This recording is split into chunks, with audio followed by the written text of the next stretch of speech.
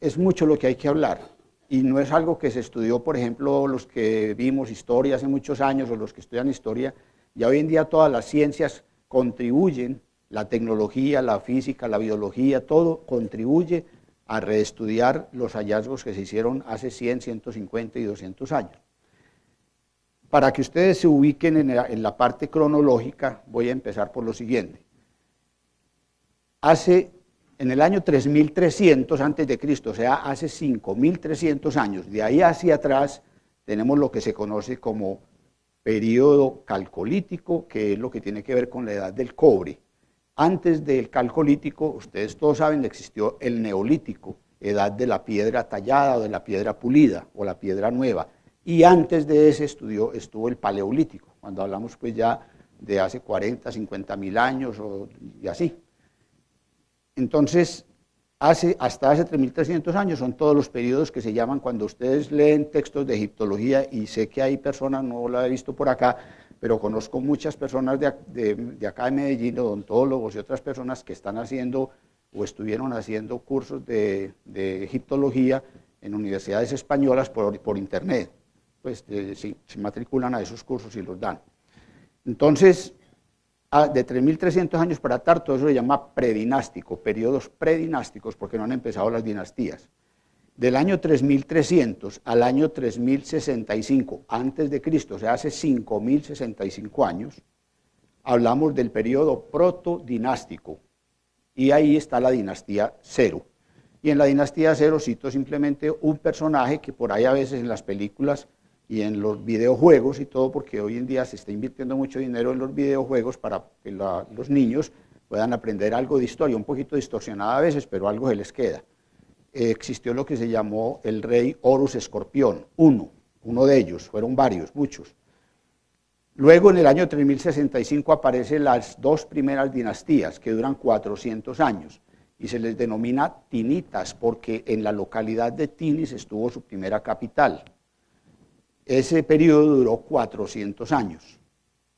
Y luego de ese periodo, que termina más o menos en el año 2686 a.C., arribamos a lo que se conoce como el Reino Antiguo. El Reino Antiguo es un reino que dura 513 años y comprende de la dinastía tercera a la séptima, o sea, tercera, cuarta, quinta, sexta y séptima. En la tercera se construye la primera pirámide de que se tenga noticia, la pirámide escalonada de piedra del faraón Sócer. Unos años después, el padre de Keops, que es el mayor constructor de pirámides que haya existido en el mundo, construye las primeras 4 o 5 pirámides, y luego sigue su hijo Keops, luego sigue su familia, Kefren Miserino, que son las pirámides que todo el mundo que va a Egipto quiere visitar y las que atraen la atención de todo el mundo con sobrados méritos. Terminamos ese reino antiguo en el año 2173 antes de Jesucristo, y no hemos todavía llegado al punto de lo que vamos a hablar hoy. Mire, todo eso, por eso no vamos a mencionar pirámides ni cosas de esas. Viene un periodo de caos, porque siempre todo tiende a desorganizarse, como lo vimos el año pasado en las conferencias sobre el tiempo. Y viene un periodo de caos, desunión y problemas que dura 130 y pico de años y que se conoce como el primer periodo intermedio. Comprende de la dinastía séptima a la dinastía 11. El quinto rey de la dinastía 11, por allá en el año 2040 más o menos, funda un nuevo imperio, y ya va a ser el segundo, que se llama el Reino o Imperio Medio. Ese Reino o Imperio Medio nos va a durar exactamente, o más o menos, porque estos son 240 años. Termina en el año 1786 a.C. con la tercera reina que gobernó Egipto. Egipto fue gobernado por 5 mujeres, Colombia por ninguna. Entonces, esa reina se llamó la reina Esimofris y terminó su reinado en 1786, y allí termina el Reino Medio y vuelve otro periodo de caos, desunión, invasiones, que se llama el segundo periodo intermedio. Dentro del segundo periodo intermedio, al que nos vamos a referir un poquito en la próxima charla, pues aparece unas 2 dinastías que son controvertidas, y que una pregunta que siempre surge, la gente que estudia la Biblia y la historiografía cristiana, pues mencionan y hablan de, por ejemplo, tuvo lugar el Éxodo, pero eso de pronto le dedicamos 2 o 3 minutos porque es algo controvertido y de eso no hay mucha información, a pesar de todo lo que se ha excavado, de todo lo que se ha estudiado de Egipto, solamente hay un pequeño texto en una estela, al que nos referiremos cuando estemos hablando del descubrimiento de la tumba de Tutankamón, en donde mencionan a Israel, no más. De resto, nada, ni hubo ningún faraón ahogado en ninguna parte, que se sepa.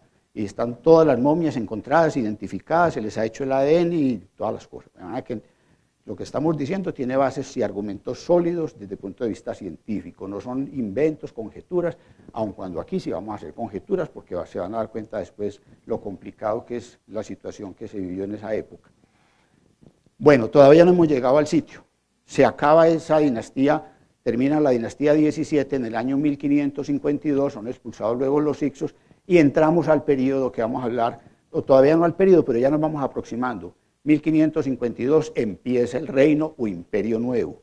Ese reino comprende 3 dinastías. Nos vamos a ubicar en la primera de ellas, que es la dinastía 18.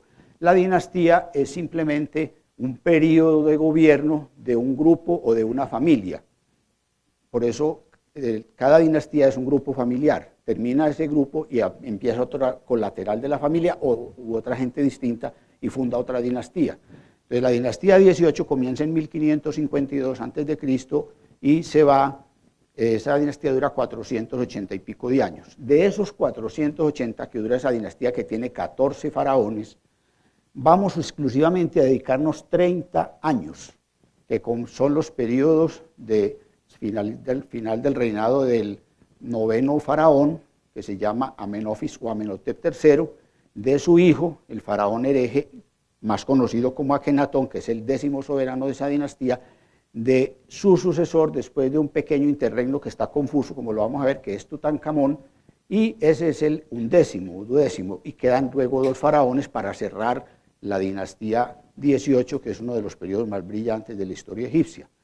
Luego viene la dinastía 19 con una figura pues, preponderante que fue Ramsés II, muy conocido también, y se cierra luego, después de 119 años, se cierra esa dinastía 19, empieza la 20, con la cual en el año 1069 termina el reino o imperio nuevo.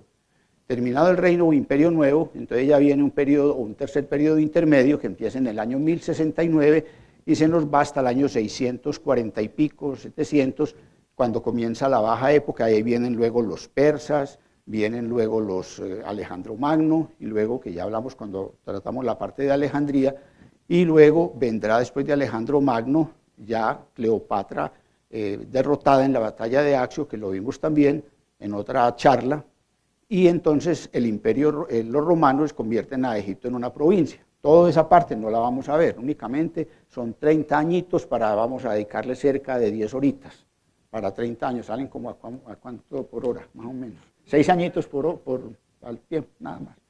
Pero van a ver la cantidad de enreditos que tienen esos 30 añitos. Bueno, naturalmente que esto que acabo de decir lo describe de una manera muy bonita un escritor llamado Antonio Cabanas, un escritor español que escribe mucho sobre egiptología, cuando dice que indudablemente el velo tan hábilmente tejido por los milenarios dedos del tiempo, en algunas ocasiones hacen que estos enigmas lleguen a veces hasta nosotros algo distorsionados. No en vano, 5000 años son algo más que una mera lejanía. Entonces, pedimos disculpas porque probablemente hay cosas que todavía no se han podido aclarar y eso es lo bonito de estos temas. Ya estamos pues establecidos entonces en la época a la que nos vamos a referir, más o menos hay varias cronologías, pero las diferencias no son de más de 10 o 15 o 20 años, todas están debidamente sustentadas. Para las personas que por algún motivo, dificultad económica o les da miedo viajar a Egipto, y los que ya han ido, pues hay mucha tranquilidad porque es muy bueno ir al lugar geográfico, tocar la arena y vivir todo eso, pero hay más de 250 museos en el mundo en donde están las colecciones egipcias. Por ejemplo, en Estados Unidos, para mencionar 4 o 5, el Museo Metropolitano de Arte de Nueva York, el Museo de Brooklyn, el Museo de Finas Artes de Boston, de Bellas Artes de Boston. Tenemos también la Galería Albright en Buffalo. Bueno, tenemos también, por ejemplo, en España, el Museo de Barcelona, al que tuve oportunidad de ir, un museo pequeño, muy completo, muy bonito, Es un museo muy bueno, el Museo del Louvre naturalmente, los museos vaticanos también tienen su zona. El segundo museo que recomendé por aquí a un hermano mío, después del Museo Egipcio del Cairo, es el Museo Egipcio de Turín. Es un museo muy antiguo, por allá desde 1800, muy empezado, antes que el Louvre inclusive, tiene unas colecciones egipcias espectaculares. Bueno, pero para no entrar más en detalles de esos aspectos, digamos que vamos a ubicarnos entonces geográficamente. El tema, como les dije, ya más o menos está aquí pues esbozado, no lo vamos a repetir, y vamos a empezar con de pronto en la parte como más pesadita de la charla. Desgraciadamente hay que empezar por algo, y es la descripción de esta ciudad y qué fue lo que pasó. Entonces, digamos que desde la ciudad del Cairo, que es la actual capital de Egipto, ¿no es cierto?, una ciudad que fue fundada con el nombre de Al-Qahira, la victoriosa, eso es lo que significa en árabe, en el año 972 después de Cristo, por Yarbar al-Qaid, que era el lugarteniente del cuarto califa fatimí, originario de Túnez, en Kairouán, que invadió Egipto y ordenó entonces fundar esta ciudad. Esta ciudad absorbió las tres capitales árabes que habían existido antes en Egipto. La primera, Al-Fustat, o la tienda, después Al-Askar y después Al-Khatay. Las tres quedaron absorbidas completamente por la ciudad del Cairo. Esa es la capital actual de Egipto y así fue como empezó. Desde esta capital del Cairo a este lugar, Al-Luxor, que es lo que significa, pues, es una palabra árabe que significa la ciudad de los palacios, y que fue edificada sobre las ruinas de la antigua Tebas, hay 664 kilómetros. Estos 664 kilómetros se pueden recorrer en 45 minutos por vía aérea o en 10 a 12 horas por vía férrea o por vía terrestre. Y esparcidos en todo este trayecto, a lo largo de ambas orillas del río Nilo, se encuentran los vestigios más notables del Egipto faraónico. Y entre ellos encontramos la localidad o el yacimiento arqueológico de Tel el Amarna.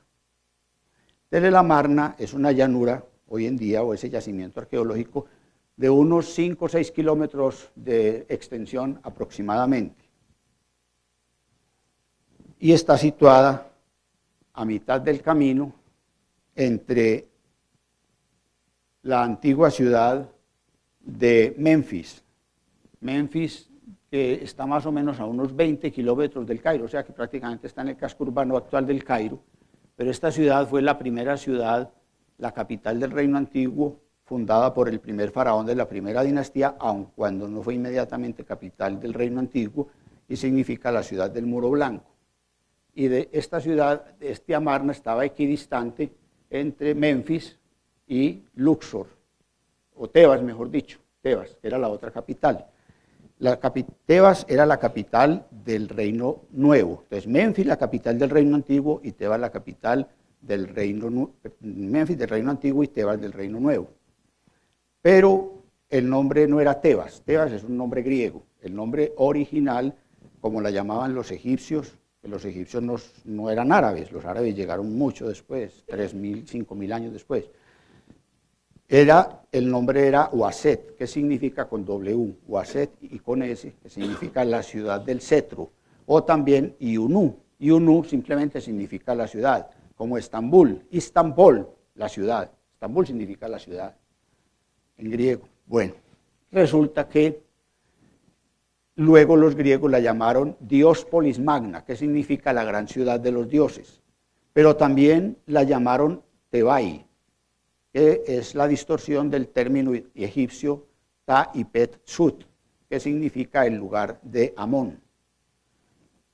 Homero, muy poético él, la llamó la ciudad de las 100 puertas, refiriéndose a los pilonos. Un pilono, de pronto, no sé si aquí más adelante en algún templo que describamos, era una puerta supremamente grande, una puerta de forma trapezoidal o de pirámide truncada, que a modo de paramento cortado en talud y con dos flancos permitían o servían de entrada a los templos del Imperio Nuevo y de los templos tolemaicos. Entonces él la llamó la ciudad de las 100 puertas. Y la llamó así porque la que él conocía, que era la Tebas griega, era la ciudad de las 7 puertas, que fue la ciudad en donde se llevó a cabo la famosa tragedia de Sófocles, en donde aparecen Edipo, su padre Layo y su madre Yocasta, y así las diferenció. Tebas fue la ciudad más grande del mundo antiguo porque llegó a tener en algún momento, según dicen muchos historiadores y muchos egiptólogos, cerca de 1 millón de habitantes, que para la época era una cantidad enorme. Entonces, la ciudad de Amarna o el yacimiento estaba situado equidistante. En este lugar, digamos, o este lugar recóndito y casi desértico del Egipto Medio, fue el lugar elegido por Amenofis IV o Amenhotep IV, mejor conocido como Akenatón, para construir la ciudad de Ajetatón, que significa el horizonte luminoso de Atón, que era el nombre egipcio del actual yacimiento de Tel el Amarna. Y allí edificó, según él dijo, había tenido un sueño, como Martin Luther King, pero en otra época. Y entonces el sueño era que el Dios, un Dios único, el disco solar, le dijo que debía edificar una ciudad en un lugar que nunca había sido, no había existido allí ninguna otra ciudad ni ninguna ruina, y que era una ciudad en donde el sol salía entre 2 colinas al amanecer. Y esta ciudad tiene esa característica topográfica, y allí efectivamente construyó esta ciudad con el jeroglífico del dios Atón. Ustedes saben que la lengua egipcia no es una lengua consonántica, una lengua que pertenece al tronco camito semítico de las lenguas africanas, y no tiene sino consonantes. Luego los lingüistas y los egiptólogos establecieron un alfabeto y le agregaron algunas vocales para poder comprender mejor los jeroglíficos y entender esa lengua. Entonces, Tel el Amarna, ¿qué significa? El término Tel es un término árabe que significa colina y se utiliza para denominar un yacimiento arqueológico que a manera de montículo se forma por la acumulación y subsecuente erosión de materiales depositados en sucesivas etapas de ocupación humana, como adobes, ladrillos, piedras o margas. También se utilizan como topónimo, o sea, como parte del nombre de una localidad, como en Tel Aviv, que significa la colina de la primavera. La ciudad de Tel el Amarna, en su época de mayor apogeo, llegó a ocupar una superficie de aproximadamente 17 kilómetros de longitud y más o menos unos 13 kilómetros de ancho, hasta la cadena de la cordillera arábiga que está en esta parte, y aquí está el río Nilo. Y es muy importante desde el punto de vista histórico debido a que las ruinas de construcciones civiles como las allí encontradas son muy escasas en el antiguo Egipto. Por eso esta ciudad ha sido supremamente estudiada, o estas ruinas. La ciudad fue construida, comenzó a construirse en el año 4 del reinado de Akenatón. La cronología que tenemos para el reinado de este rey, 10º soberano de la dinastía 18, es que comienza en el año 1353 y va hasta el año 1336, o sea, 17 años. Entonces, en el año 4 él comenzó a construir esta ciudad y la ocupó sin terminar todavía en el año 9, cuando la convirtió en capital de Egipto. Esta ciudad llegó a tener entre 30 y 50.000 habitantes en ese entonces. Y estamos hablando de hace 1.300 más 2.000 que llevamos, son 3.300, 3.500 años. Era mucha gente, 30 a 50.000 habitantes. Bueno, la ciudad estaba rodeada por un anfiteatro rocoso, lleno de acantilados, un anfiteatro natural, y estaba delimitada por 15 estelas fronterizas. Miren los acantilados, allí vimos los que limitan con la cordillera arábiga y estos limitan con el río Nilo, y aquí está la llanura de Tel el Amarna.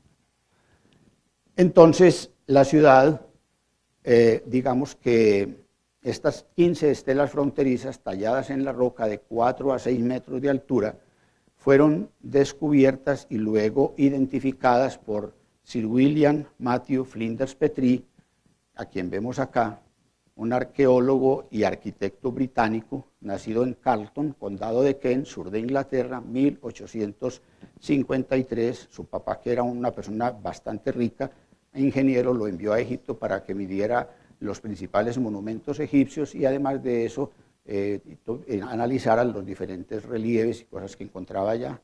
Se enamoró de ese país y allí permaneció desde 1880 hasta el año de 1926, un total de 46 años.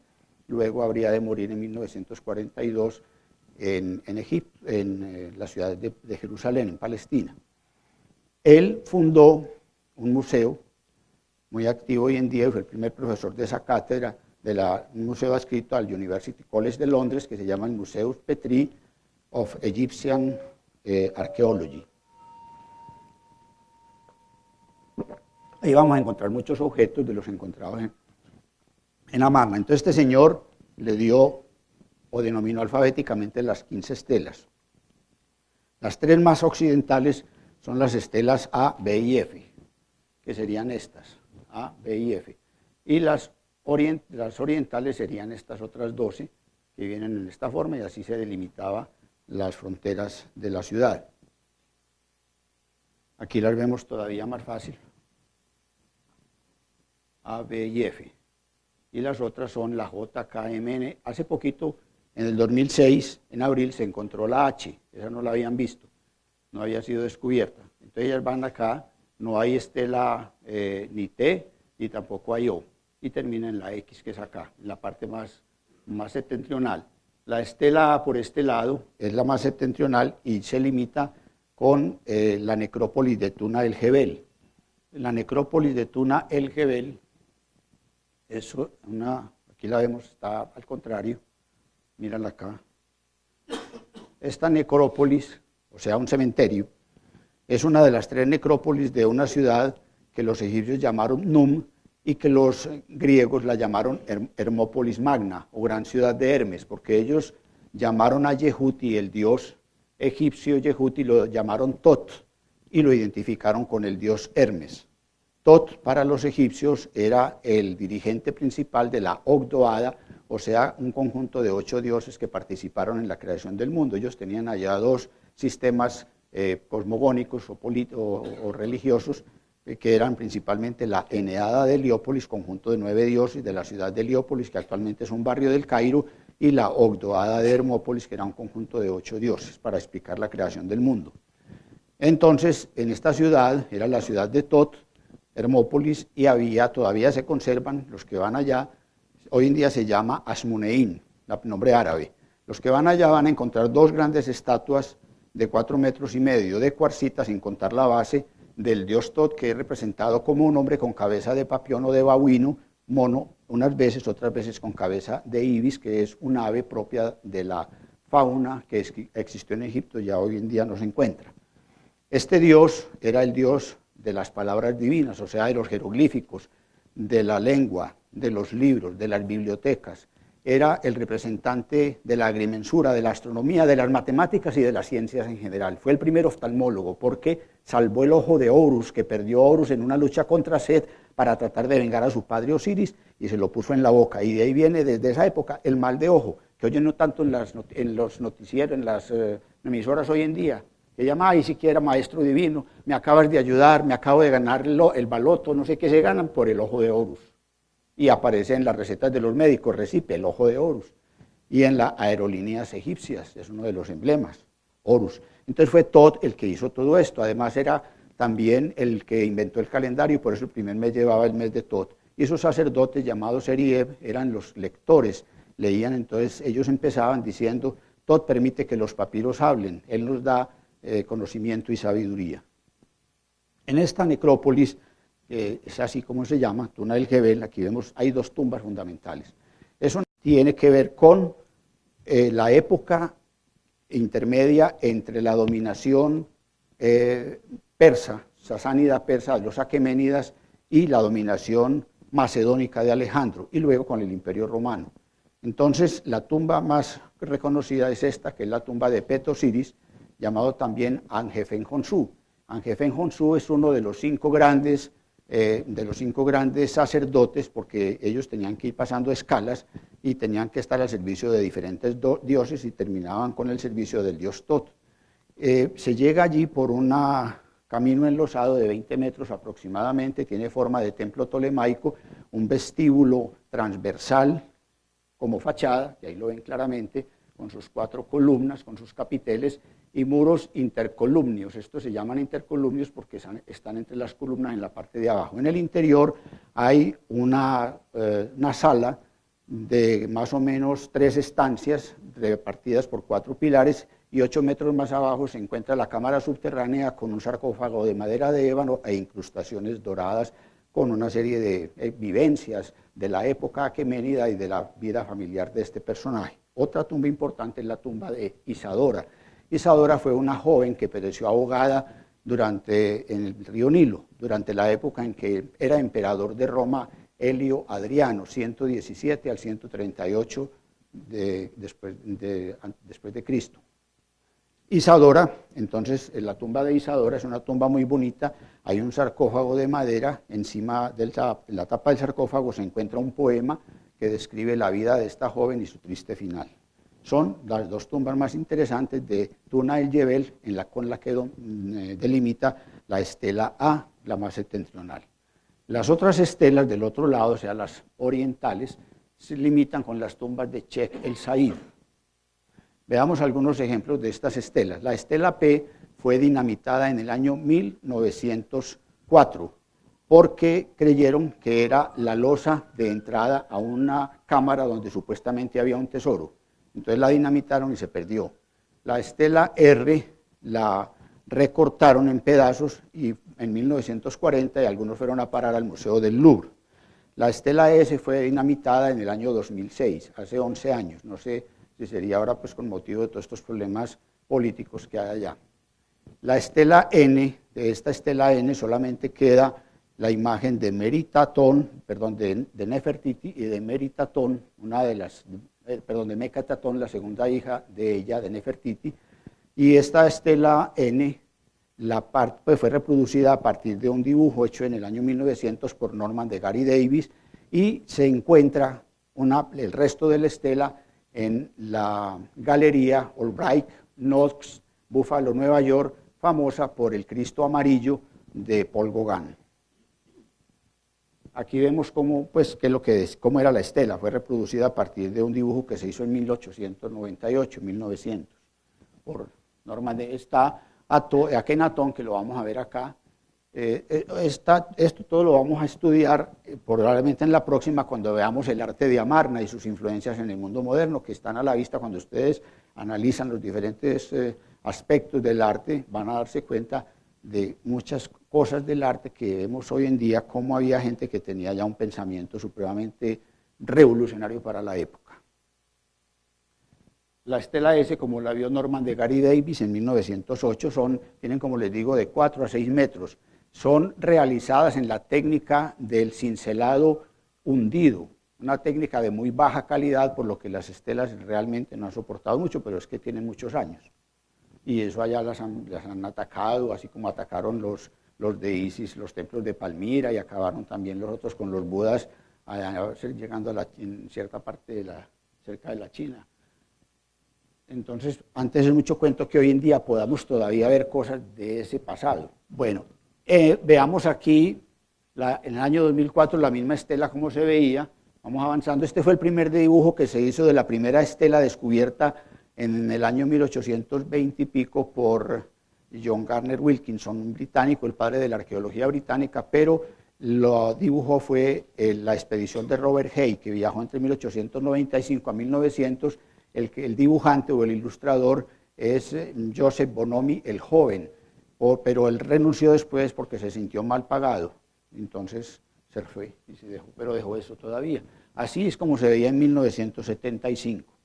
La estela U, este es el camino para subir a la estela U, es de las últimas que hay. Aquí se ve pues toda la estela en toda su dimensión, y aquí ya más de cerca. y esta es la estela H que se encontró, como les dije, en abril del 2006. Bueno, descritas así estas estelas, tenemos que mencionar entonces a continuación lo siguiente. ¿Cómo era ya vimos más o menos en cómo está enmarcada la ciudad. Ahora veamos cómo se diseñó la ciudad. La ciudad fue diseñada mediante un trazado geométrico ortogonal o recta, o llamado también endamero, también llamado hipodámico, paralelo al río Nilo. Paralelo, vemos el río Nilo. La ciudad viene desde acá hasta acá. Paralelo al río Nilo, siguiendo un eje longitudinal que unía los dos extremos de la ciudad, el extremo norte y el extremo sur, y por medio de una avenida que más o menos tenía de 5 a 7 kilómetros de largo, llamada por los historiadores el Camino Real. La primera vez pues, que hablamos de un camino real. A lo largo de este camino, pues digamos que el Camino Real evolucionó naturalmente y se convirtió en el cordón umbilical que unía las dos partes más altas, o sea, los extremos de la ciudad, cuya topografía quedaba, cuya ubicación quedaba condicionada por la topografía de ese lugar. Dependiendo de la topografía, así se quedaba la ciudad organizada. La ciudad, entonces, todo este camino, a lo largo de ese camino procesional, casi todos los días durante el reinado de Akenatón, se llevaban a cabo los esplendorosos desfiles del faraón y su familia, subidos en un carro de electrum, resplandeciente como el disco solar Atón, para ser adorado por su gente. Akenatón y su bella esposa Nefertiti bendecían a su pueblo, mientras los ciudadanos de Aketatón participaban de la arrobadora contemplación del Atón viviente. Este es uno de los grabados que aparece en una de las tumbas de la necrópolis, porque ya están muy deterioradas, pero ha sido reproducido gracias a los dibujos que se hicieron en 1891 al año 1900. De manera que la ciudad, a ambos lados de la ciudad se construyeron los edificios civiles más importantes. Fueron 3 palacios que los vamos a ver a continuación: el Palacio de la Ribera Norte, el Gran Palacio del Norte y el Gran Palacio de la Ciudad Central. Y 3 templos: el Gran Templo de Atón, el Pequeño Templo de Atón, el Templo Panorámico de Atón, llamado Maro Atón, y Com el Nana. 4 templos, 23 capillas adicionales y altares por todas partes. Los egipcios fueron un pueblo supremamente religioso, de manera que la religión, la teología tiene sus orígenes allá. Mucho antes de los griegos ya le metieron la filosofía, que le dieron ya un valor espiritual y un valor trascendente a todas las actividades. Los griegos visitaron mucho a Egipto e iban allá a aprender. Aquí vemos una fotografía ya pues, de lo que quedaba pues, de la ciudad. Está tomada, como dice ahí, en 1951. Vamos a mirar acá, es la parte del Gran Templo de la Ribera Norte. El Gran Templo de la Ribera Norte era el que estaba en la parte más septentrional de la ciudad, o sea que estaba más o menos por acá, en esta zona.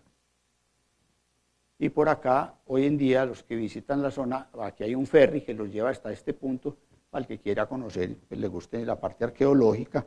Eso no todo el mundo le gusta, pero de todas maneras, uno viendo la historia, pues debe ser bonito los paisajes. Y vemos el ferry cuando llega pues a la zona para conocer lo que están haciendo allí y las excavaciones arqueológicas en las que están trabajando actualmente. Entonces el Palacio de la Ribera Norte, aquí lo vemos. Este Palacio de la Ribera Norte ocupaba 2 kilómetros cuadrados, era la residencia principal del monarca y estaba protegido por una gran muralla fortificada con muros de 1,5 metros de grosor.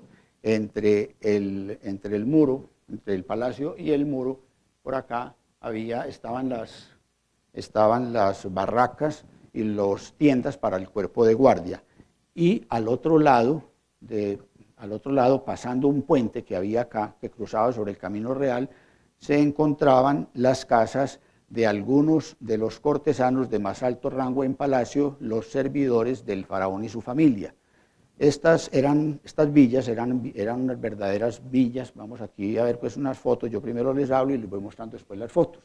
Entonces estas residencias tenían jardines, patios, graneros, almacenes para guardar los víveres, tenían también, generalmente tenían un pozo, tenían una cuadra para recoger los caballos y tenían viviendas para sus servidores. De manera que el puente llegaba a la entrada sur del Palacio de la Ribera Norte, allí llegaban los caballos reales después de visitar el templo, el gran templo de Atón. O sea que ellos iban acá, de este palacio, venían hasta acá, venían al templo que está por acá y regresaban y ahí se alojaban los caballos y eso lo hacían todos los días y el pueblo salía pues a victorear, como cuando sale la reina Isabel. A uno le parece como muy raro, pues esa gente se enloquecen allá y no creo que tenga mayor atractivo pues ni sexual, ni erótico, ni nada. Sin embargo, la ven a ver el sombrero como lo tiene y toda la cosa. Bueno, entonces eso todos los humanos siempre tenemos como las cosas y eso no se ha perdido, eso sigue ahí, sigue.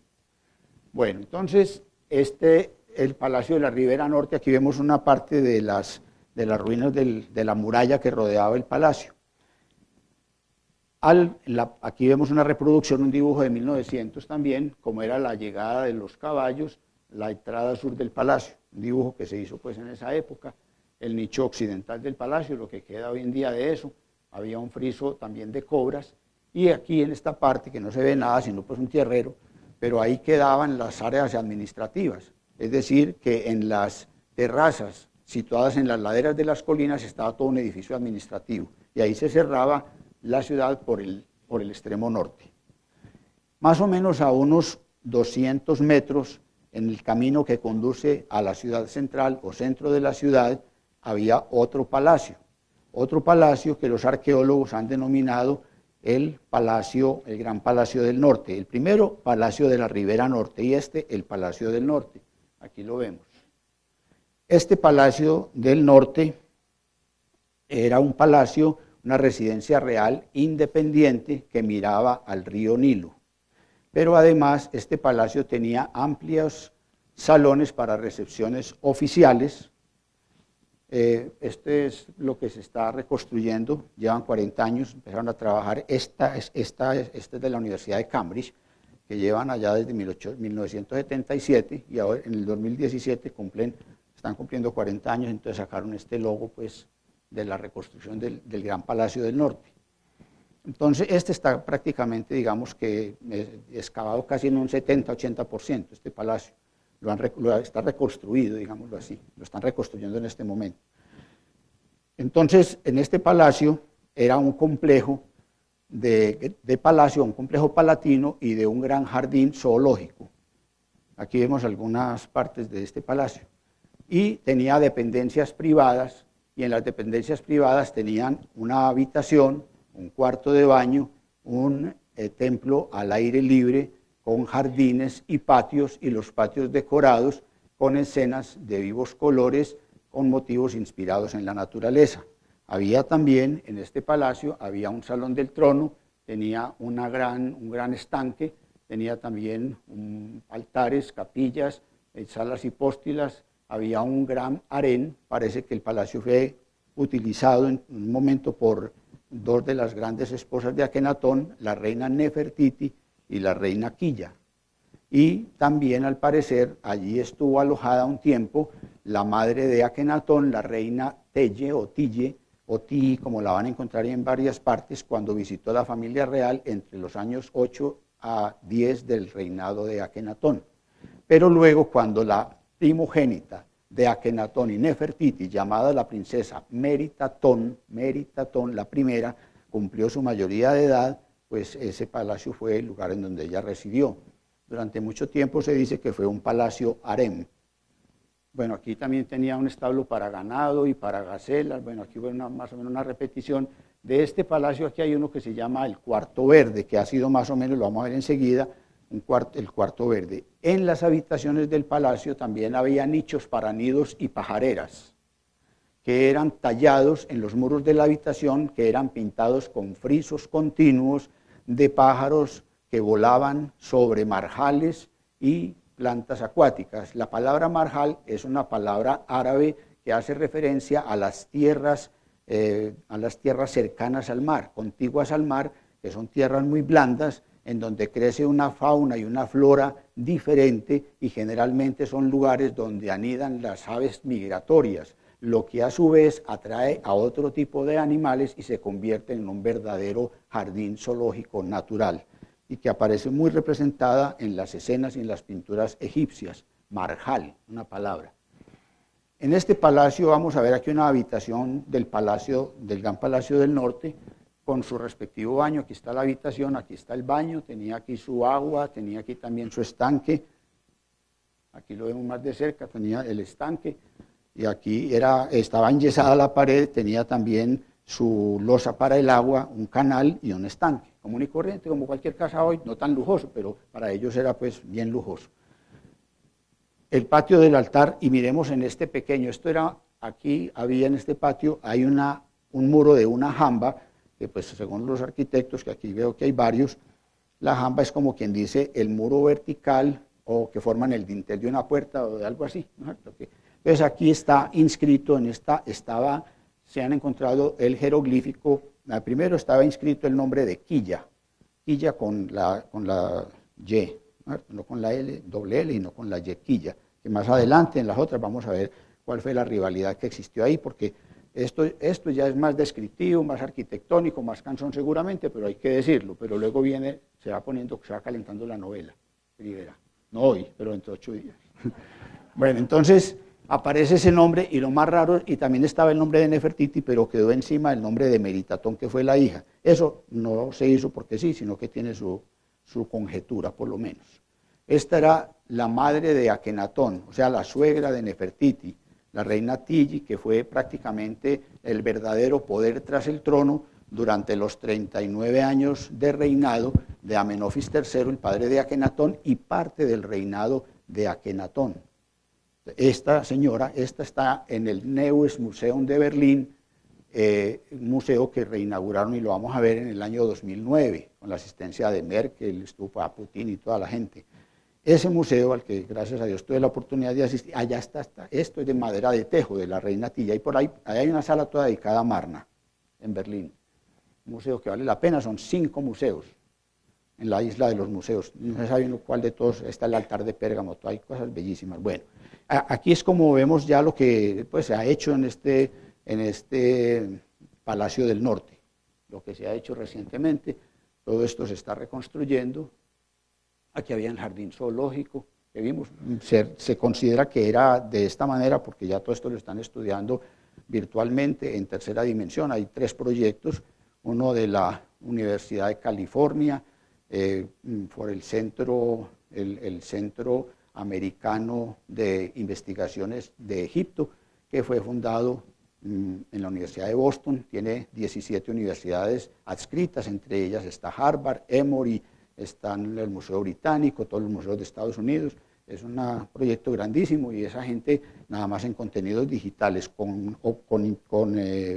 temas culturales se han gastado entre el 2010 y el 2016 $11.000 millones, nada más en esto. Esta es parte de eso, pues no es nada más en esto. Había bebederos para el ganado en ese oso, y el cuarto verde, que llaman ellos, que fue llamado así por Frank Whitehead, es este dibujo que lo lograron reproducir de acuerdo con lo que encontraron. Lo que dije ahora, frisos continuos. Allá ellos vivían en contacto con la naturaleza. En las mismas habitaciones tenían nidos, pajareras. Eso como que es innato, como que le nace al ser humano, porque en todas las casas hoy en día, en las que tienen modo, pues le ponen su helecho, su cacho, su cuerno, o esas cosas, pues que no tienen ningún contenido tampoco de bigamia ni muchas cosas. Pero ponen ahí, y ponen helechos, y ponen y pajaritos que los alimentan. Esta gente también hacía lo mismo. Aquí vemos los pajaritos que son, digamos que son de las representaciones artísticas de la pintura mural de la antigüedad más hermosos y que se exhiben en el Museo Egipcio del Cairo y en el Museo Petrie. Se conservan, y lo curioso es que exista todavía, que se pueda ver algo que es de hace 4.000 años. Si aquí tumbamos un edificio, pues que porque ya vamos a hacer no sé qué y lo desaparecemos. Esta gente lograron reproducir, a mí me parece pues, que es bellísimo lo que hacen. Esta columna está en el Museo Británico, y es una columna, como dice ahí, restauración del pilar del Palacio del Norte. Aquí está el jeroglífico, en donde nos dicen de que a quién pertenecía. Está el jeroglífico de Meritatón. Y aquí está, este museo también está con el sobrepuesto, superpuesto, el nombre de Meritatón sobre el de Quilla y Nefertiti. Aquí también reprodujeron una parte con una cerámica en la parte de encima, lo vemos acá, así estaba pintado este palacio, casi todo en su interior. Y aquí este que está en el Museo Egipcio del Cairo, que son los pájaros volando sobre los marjales y en las plantas acuáticas, papiros, nenúfares, el loto azul, que es la flor emblemática de Egipto, sobre todo en el Alto Egipto, en la parte de abajo. Recuerden allá, por ejemplo, en la gran represa de Asuán. La gran represa de Asuán tiene, cuando los soviéticos la terminaron en combinación con los egipcios, hay un monumento que es un gran loto abierto, una escultura gigantesca. Aquí vemos cómo están trabajando hoy en día pues, en la reconstrucción del palacio y vamos a la ciudad central. Este es más o menos el croquis de la ciudad central. Entonces vamos bajando, ya hemos visto el Palacio de la Ribera Norte y vimos el Gran Palacio del Norte. Veamos, aquí nos vamos a ubicarnos, entonces aquí tenemos el Gran Templo de Atón. El Gran Templo de Atón es este es el Camino Real. Aquí vamos a encontrar este palacio que es el que nos vamos a describir a continuación, que es el Gran Palacio de la ciudad central o del centro de la ciudad. Aquí hay un puente para pasar a la casa del faraón. Allí arribita estaban los suburbios del norte, aquí están los suburbios del sur y acá se encuentra el pequeño templo de Atón. Vamos a irlos viendo poco a poco. Entonces vamos a mirar el templo, el otro templo, el gran templo de la ciudad central. El gran palacio se encontraba aquí lo vamos a ver. Entonces miren, en verde tenemos el pequeño templo, más hacia el sur, aquí estamos de norte a sur, este es el norte, allá está el sur. Entonces el gran templo de Atón, aquí lo están mostrando, aquí allá el pequeño templo, la gran avenida real en violeta, en morado, y aquí este palacio que vamos a mencionarlo enseguida. Este palacio estaba situado al occidente de la ciudad, en todo, digamos, junto al extremo occidental y ocupaba todo el territorio que hoy en día llega hasta el río Nilo. Seguía un eje que estaba orientado de norte a sur por un patio enorme que estaba, donde había una gran cantidad de esculturas del faraón Akenatón, que las vamos a ver, y rodeado a su vez por monumentos, por patios más pequeños y también por otras salas. Pero además tenía dos harenes, uno al norte y otro al sur. Y también, digamos que estaba dotado también de pórticos. Vamos a ver enseguida eso, los pórticos, vamos a verlo aquí lo vemos mejor en esta. Estaba dotado de pórticos y entre los pórticos había rampas de acceso, estas rampas de acceso y columnas construidas con diferentes tipos de piedra. Y el pavimento en algunas zonas era de alabastro traslúcido y en otras zonas era de barro seco, en el que se insertaron finas pinturas sobre estuco que con sus brillantes colores reflejaron un brillante o un inigualable estilo de vida. Entonces miremos, aquí están las estatuas, que ahora las vamos a ver más, las estatuas, aquí las rampas de acceso, y en el año 14 del reinado de Akenatón se agregó o se amplió esta ala sur para llevar a cabo la ceremonia de coronación del corregente y sucesor de Akenatón, Esmencare Geser Geperura. Esmencare Geser Geperura, que gobernó 3 años y no se sabe exactamente quién era esa persona, si era Nefertiti, si era Meritatón, si era que el faraón tenía, pues había una relación homosexual. Hay una cantidad de conjeturas, algunas traídas de los cabellos y otras más asidas en la realidad. Bueno, entonces veamos aquí vemos algunas de las estatuas en una recreación virtual de este templo y una de las columnas. Esta columna, aquí dice, pues es una columna dorada, un capitel dorado con aplicaciones de pasta vítrea, que era muy usada allá en esa época de Egipto, del arte amarrense. Y en el pavimento, aquí vemos un ejemplo de lo que dije en el pavimento, pinturas, esto es de 1920 y pico. Era esto, lo que había en ese pavimento. El piso era así. Pues no era como una baldosa cuadradita de colores, no, que son los métodos de otros como los que conocemos nosotros, o mármol. Ellos los palacios los tenían todos así, o sea que había trabajo artístico en las paredes, en los muros, en todas partes, y siempre motivos de la naturaleza. Aquí vemos otra vez algunos aspectos del palacio. Estos son, el palacio el que se agregó para son 544 columnas de ladrillo y paredes que tenían incrustaciones de pasta de vidrio y de cerámica esmaltada y vidriada de distintos colores. Este era para la coronación del corregente en el año 14. Dijimos que Akenatón gobernó 17 años. En el año 14 se presentaron una cantidad de acontecimientos a los que se les está buscando explicación, pero que no es tan fácil. Bueno, aquí vemos también otros aspectos, almacenes, el barrio del Harem. Bueno, esta es una fotografía de las 540, pues una aerofotografía de lo que queda hoy en día de las 544 columnas que tenía el ala sur del palacio, del gran palacio de la ciudad central. El barrio oficial de Telelamarna, aquí podemos ver varios aspectos para entrar ya luego a definir esto. Vamos a entrar ahora a los templos. Ya vimos los tres grandes palacios, vamos a ver los tres templos así rápidamente. Así es como se ve hoy la llanura de Amarna. Entonces, como les decía, en el año 1967 un diplomático norteamericano jubilado, Ray Winfield Smith, le dio por gastarse la plata tratando de recrear los talatats, que en la otra charla vamos a hablar de qué son esos talatats, y empezó a tomar fotografías y a buscarlos por todos los museos del mundo y en todas partes, y la cosa siguió hasta que en 1975 descubrieron ese palacio. Pero entonces, luego, eso fue apoyado por la Universidad de Pensilvania, posteriormente apareció también la agencia francesa para la investigación, que también se sumó a un proyecto digital de carácter virtual llamado Akhenaton Temple Project. Y luego aparece esta fundación que les dije ahora, de todas estas universidades, que es el centro, se llama ARCE, en inglés, castellano. Y esto es lo que ellos están haciendo, así lo están recreando.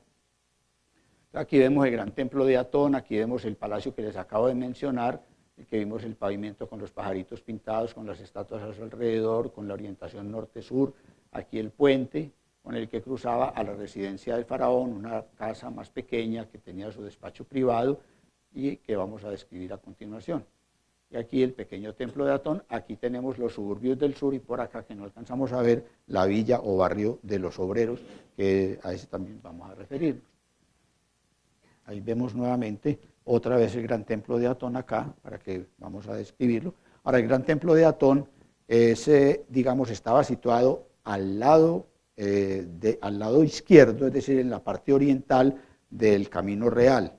Estaba al frente de ese gran palacio que acabamos de ver, de la ciudad central, y este palacio tenía 730 metros de largo por 229 metros de ancho. A él se penetraba después de pasar dos pilonos. Los pilonos que les dije ahora son así.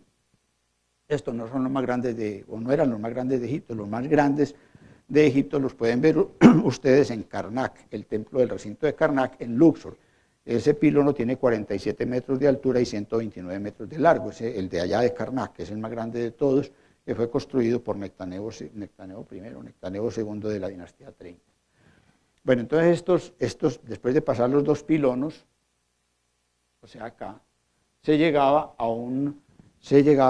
un edificio que estaba dividido en dos sectores o en dos secciones, construidos con bloques de piedra arenisca. El primero se llamaba el Jubileo de Atón y estaba formado por una sala hipóstila con 16 columnas. Hipóstila es una sala sostenida por columnas, unas con techo y otras sin techo. En este caso no tenían techo, porque el dios era el sol y todo era libre, al aire libre. Predominaban los espacios libres, predominaban los jardines, los patios, las calles amplias trazadas en retícula. Cuando les dije, cuando hablé de hipodámico, se refiere a Hipodamo de Mileto, que es uno de los padres del urbanismo ortogonal, es decir, una forma de planeación urbanística en que las ciudades se organizan mediante el cruce de sus calles en ángulo recto, formando zonas cuadrangulares o equirrectangulares, que es algo que se utiliza en muchas ciudades del mundo todavía hoy en día. Esto sin haber empezado Hipodamo, porque todavía no vivía, hicieron lo propio. Entonces ahí esto tenía una serie de patios sucesivos. El segundo recinto, que se llamaba el Descubrimiento de Atón, tenía 6 patios consecutivos construidos al aire libre para que facilitara la entrada del sol.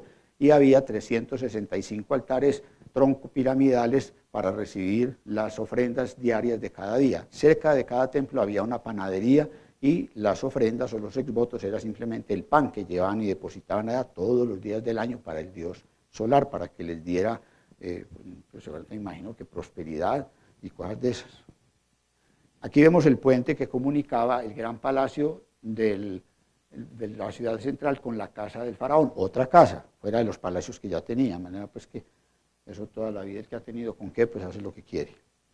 Bueno, aquí vemos una aerofotografía de la rampa del puente. Y acá restos de la rampa del puente, como fue construido, de lo que queda hoy en día de ese puente.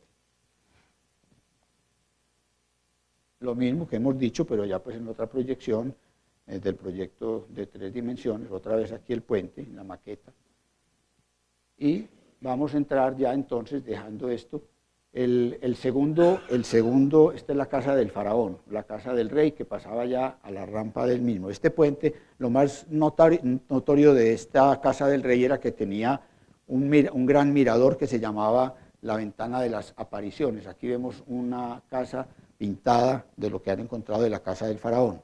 Y tenía, la decoración era con este tipo de pequeñas incrustaciones de cerámica vidriada o de porcelana. Y así se veía la ventana de las apariciones. Había también el archivo o la casa de la correspondencia que daba en la misma zona. Y aquí están las ruinas del gran templo de Atón, así es como quedaba el templo, y aquí tenemos las mesas para los exvotos del templo.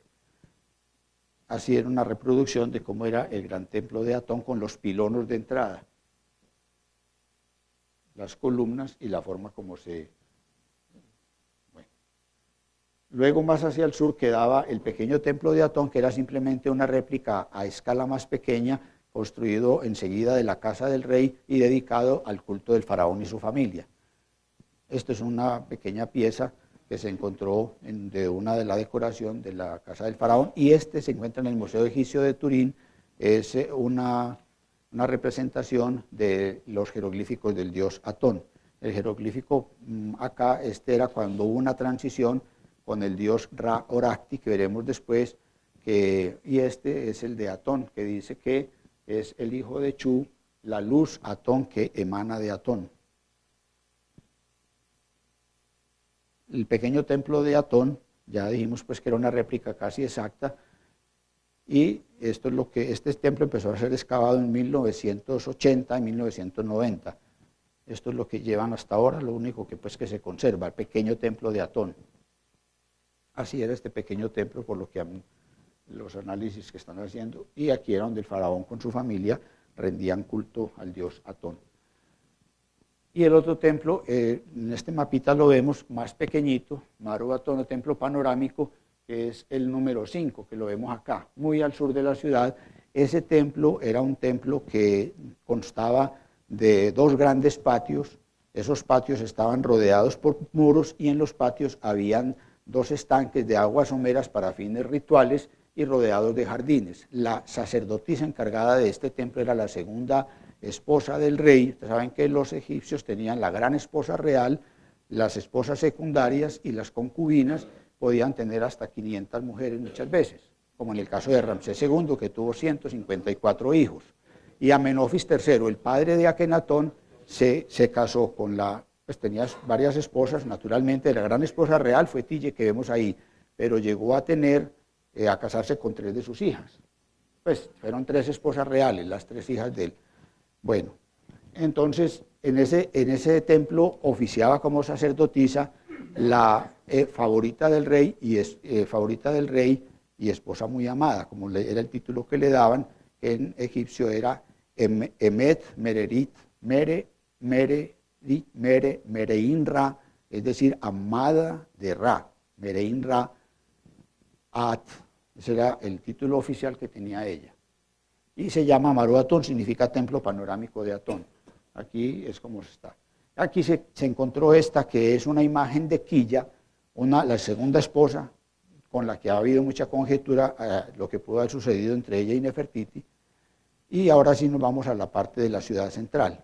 O sea que entonces una vez que llegábamos, el camino real comienza a descender o a hacer un pequeño ascenso hacia la meseta baja, y en la meseta baja está la zona más importante de la ciudad, el núcleo donde se reunía toda la mayor concentración urbana, digamos el centro de la ciudad. Ellos lo llamaron los arqueólogos la ciudad central.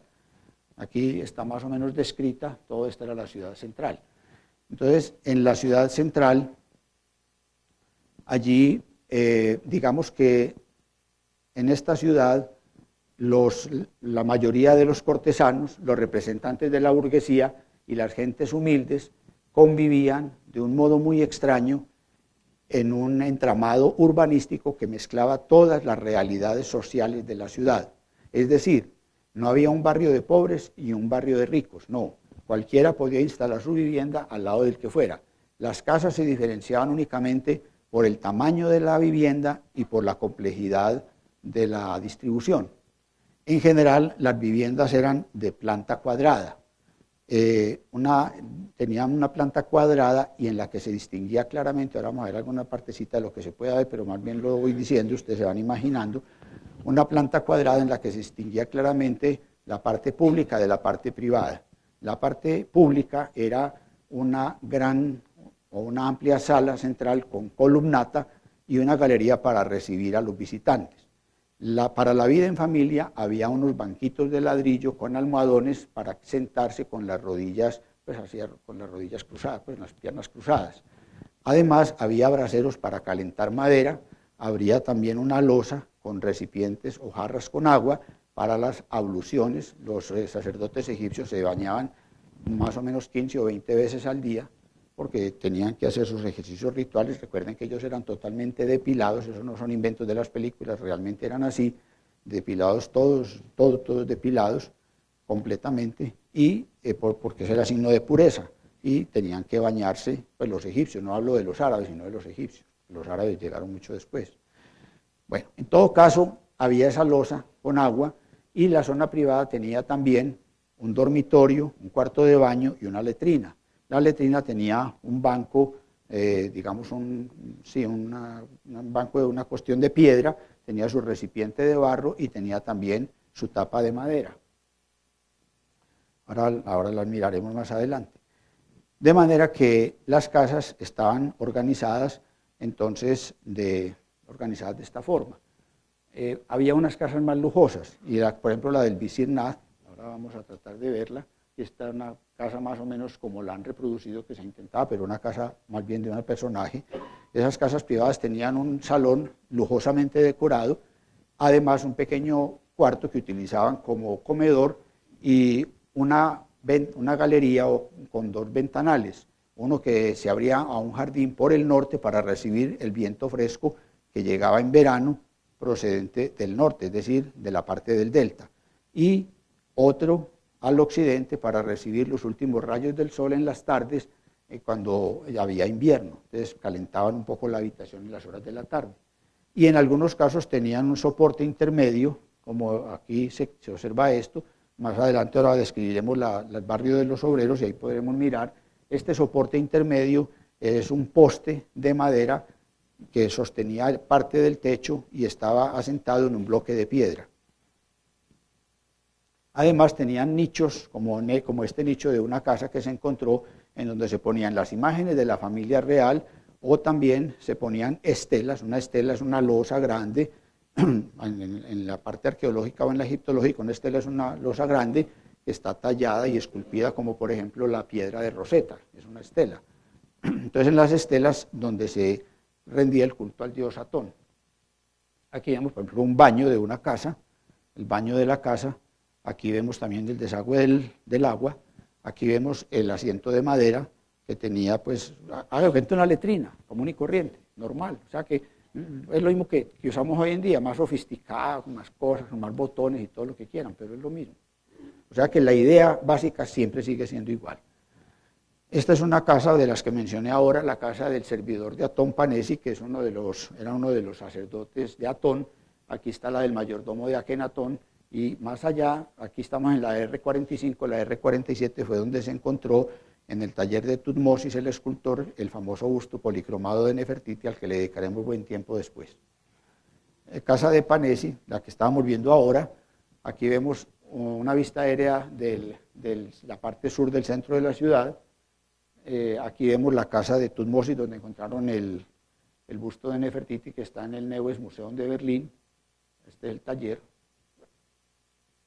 Tutmosis significa, era un nombre muy común, como decir, por ejemplo, que Jairo, Jorge, cualquiera. Muy común allá porque eran los Tutmosis, eran los hijos de Tot, o engendrado por Tot. Muchos faraones llevaron ese nombre. La casa de Tutmosis es esta. Aquí también es otra diapositiva que nos muestra parte de la casa de este Tutmosis. El barrio de los obreros. Entonces la ciudad de Ajetatón, el horizonte luminoso de Atón, la misma Tel el Amarna, como se le llama hoy, situada a la altura de una aldea árabe que es el Hag el Kandil, que es como se llama ese lugar. Pues digamos que Ajetatón fue una ciudad concebida para una nueva sociedad, una sociedad seguidora de una religión monoteísta y universal, una sociedad con nuevas leyes, nuevos conceptos sociales y nuevos proyectos de subsistencia. Una ciudad en la que se edificó primero un barrio obrero antes de que se terminaran inclusive las casas de muchos nobles, incluida la propia residencia real.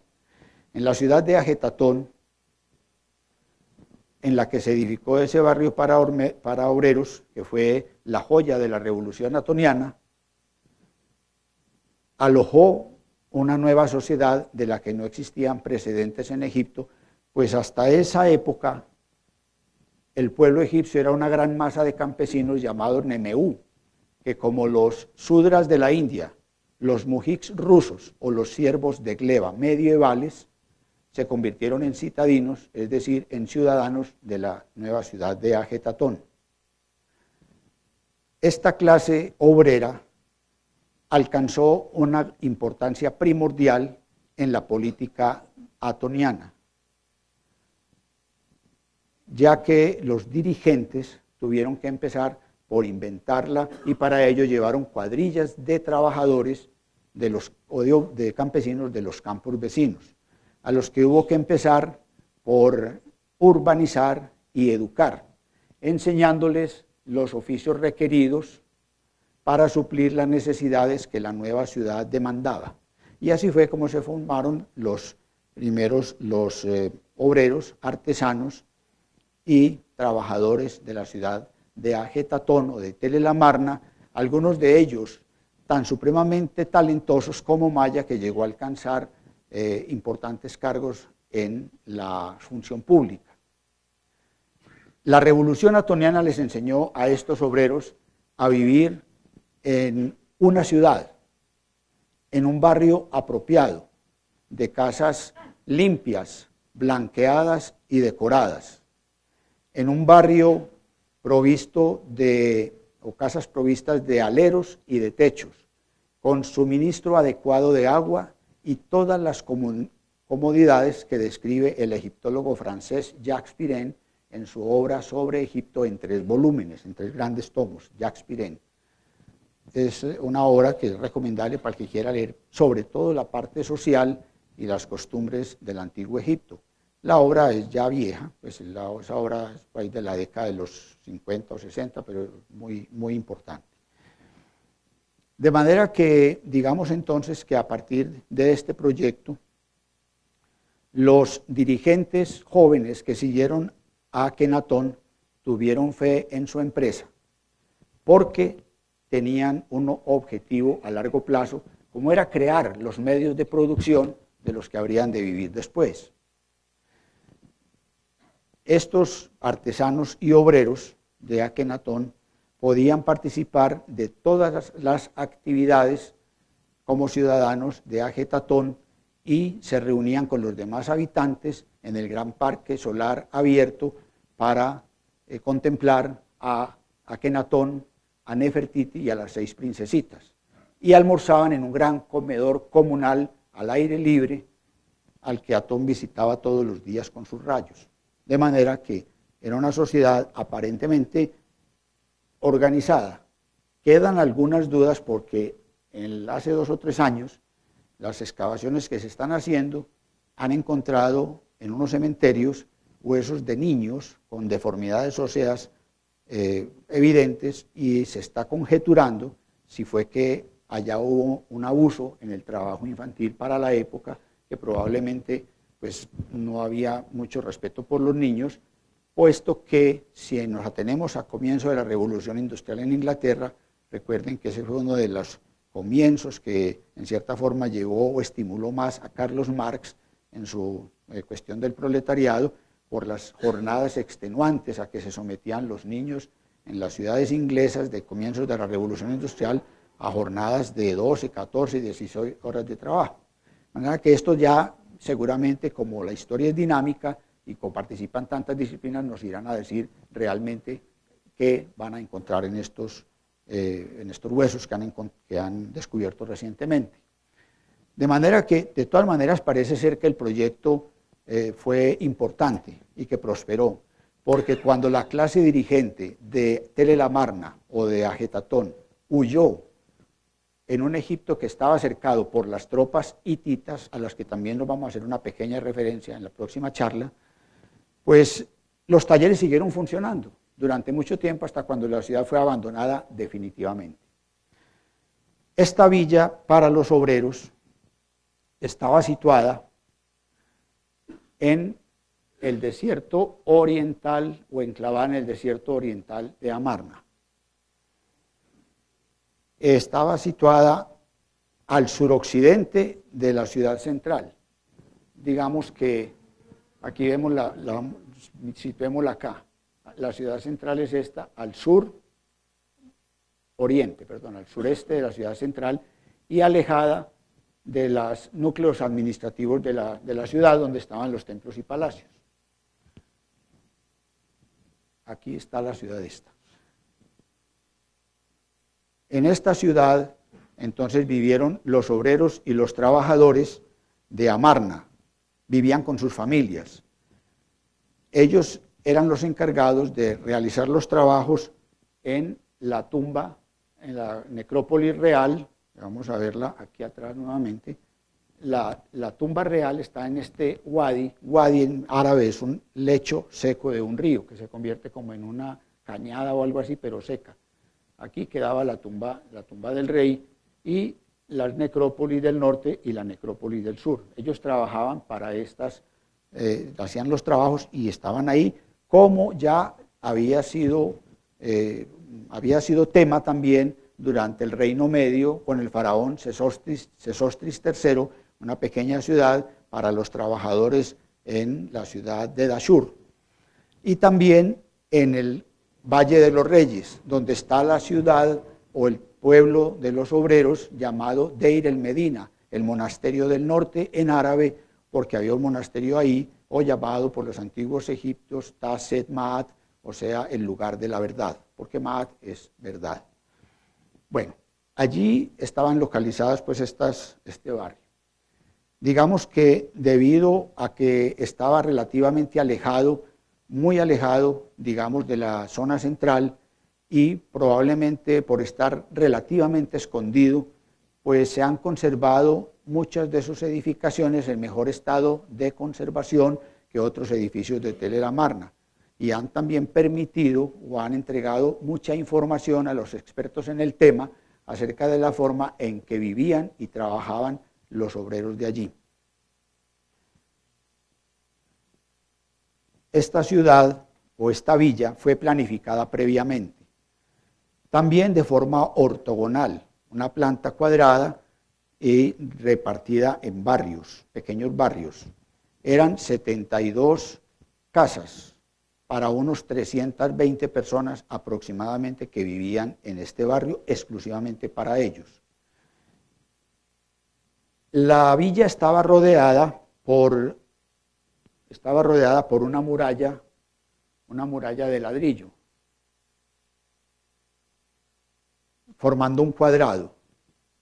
Y este cuadrado tiene 5.000 metros cuadrados y en él había las 72 casas adosadas entre sí y separadas por calles que iban de norte a sur, como vemos acá. Las calles, y perdón, de acá para allá, de norte a sur. Se entraba por un acceso único en la pared sur de la ciudad o del barrio y allí habían algunas capillas.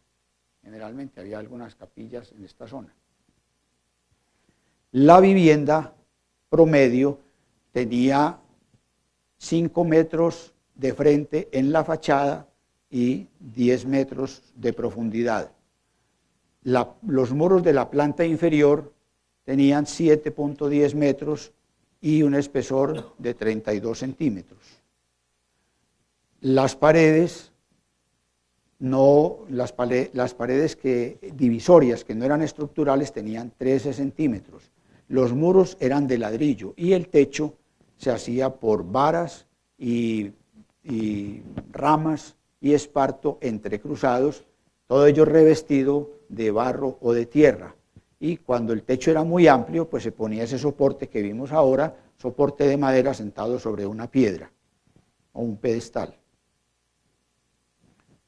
Estos fueron algunos de los arqueólogos en 1924 y aquí vemos ahora a este señor, Berry J. Camp, que ya tiene pues sus años, a pesar de que ahora lo que llegó. La ciudad comenzó a ser excavada en 1921, la Villa de los Trabajadores, y lo fue hasta 1923 inicialmente. Fue publicada por este señor, Sir Leonard Bulley, un orientalista y arqueólogo británico, descubridor de las tumbas reales de Ur, y por Thomas Eric Pitt, que hicieron la primera descripción. Luego entonces vino este señor que vemos arriba, Barry J. Kemper, de la Universidad de Cambridge en Norteamérica, que es el que está haciendo los trabajos en la actualidad, lleva 40 años allí dedicado a esto.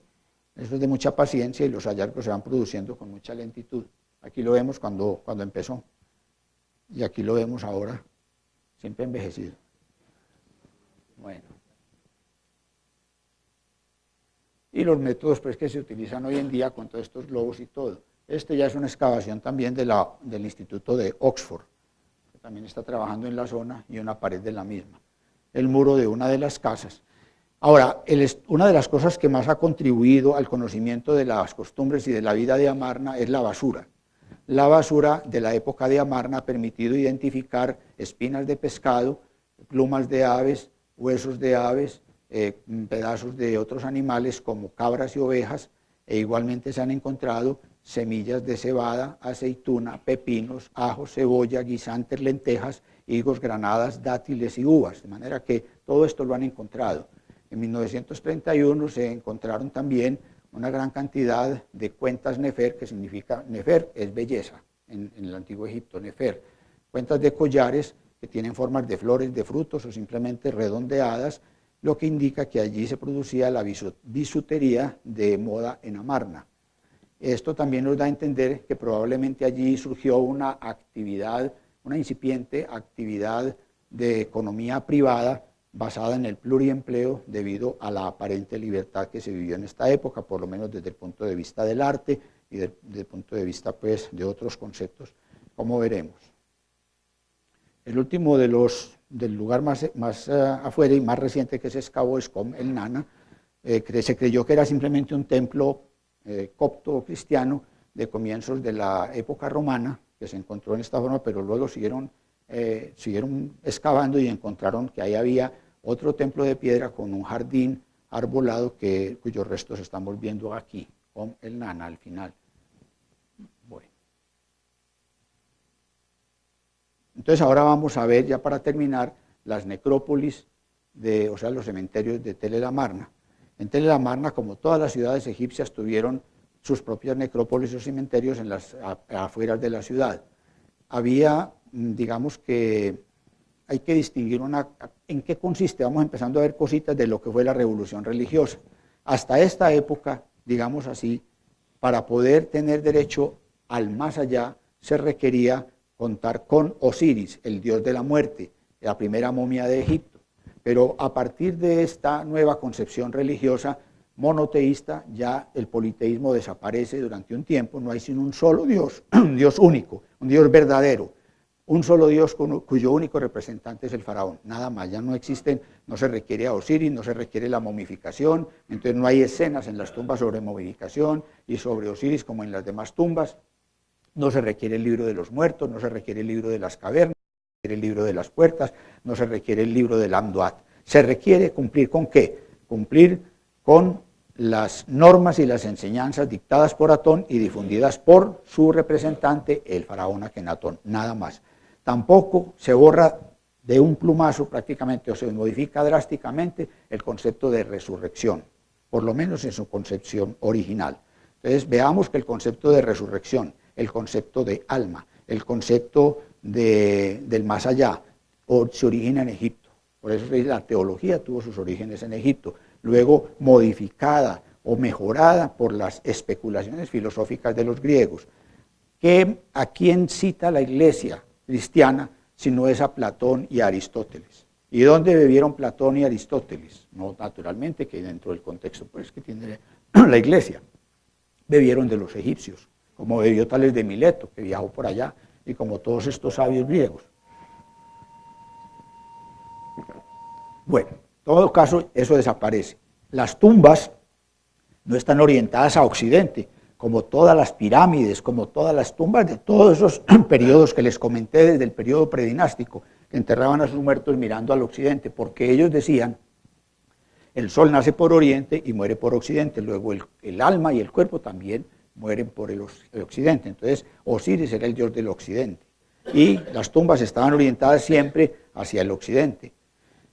Aquí se cambia la orientación es hacia el oriente, por donde nace el sol, porque estamos rindiéndole culto al dios Atón, al disco solar, su nacimiento.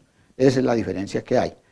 Entonces Akenatón, digamos que recompensaba a sus súbditos o a sus funcionarios más leales a la nueva religión, permitiéndoles construir sus tumbas en las montañas sagradas de Amarna, pero por desgracia la mayoría de estas tumbas están prácticamente pues, en muy mal estado, no están intactas. Allí aparecen en las paredes decoraciones que nos van a representar las escenas que son digamos, las construcciones civiles, las construcciones, los palacios, los templos, todo está representado allí, la religión, las costumbres sociales, de manera que han sido una fuente de información muy valiosa acerca de lo que se ha dado. Las tumbas estaban divididas, en general era una fachada vertical en la roca con un pasaje horizontal que penetraba, y al llegar a una gran sala, allí en una pequeña depresión estaba el sarcófago y una imagen esculpida del propietario de la tumba con algunos relieves. De todas maneras, hubo dos necrópolis, entonces las vamos a ver acá. La necrópolis del norte es una necrópolis y la necrópolis del sur, y en este valle central está la tumba, la necrópolis real entre estos dos, en un valle a unos 10 kilómetros al oriente de la ciudad, un valle, una meseta muy desprovista de vegetación, pero de gran belleza al anochecer y al amanecer. Allí se construyó esa tumba real, la TA 26.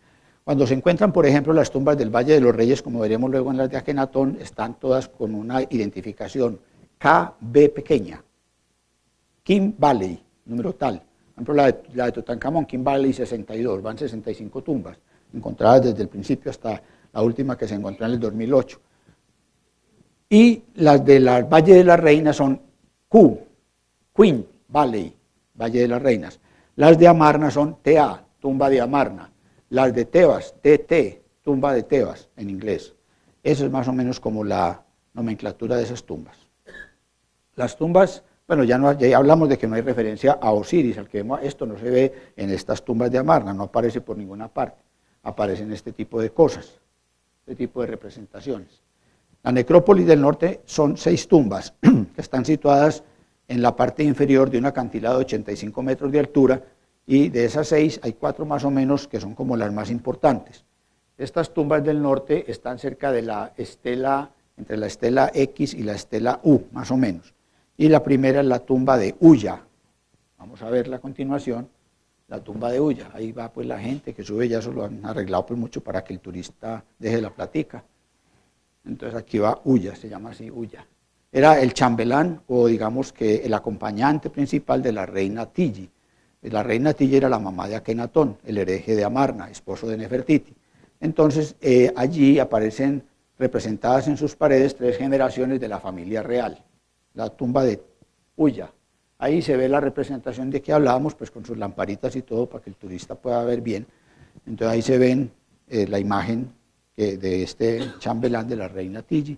Y aquí vemos unos dibujos de lo que había en la pared, porque esa roca caliza del Wadi es una roca de muy mala calidad, entonces los obreros tenían que enyesar las paredes para poder grabar los relieves. Pero esa zona se inunda muy fácil cuando hay grandes tormentas y ha dañado mucho, la humedad ha dañado mucho todos los relieves que había en estas tumbas. La otra es la de Merira, en la que aparece ese caballo que vimos, que era el caballo donde salía Akenatón, Nefertiti y las princesitas a recorrer toda la ciudad hasta el templo de Atón, y la gente se aglomeraba para aplaudirlos y bendecirlos, porque ellos creían que era la encarnación de Atón. Aquí vemos otra de esas tumbas, la misma tumba pues, ya más también de Tuya, vamos a ver el palacio, el mismo grabado, ya más de cerca, mire que está muy deteriorado, los dibujos que dejaron los primeros que fueron, y luego viene la necrópolis del sur. La necrópolis del sur tiene más o menos 19 tumbas, de la TA7 a la TA26.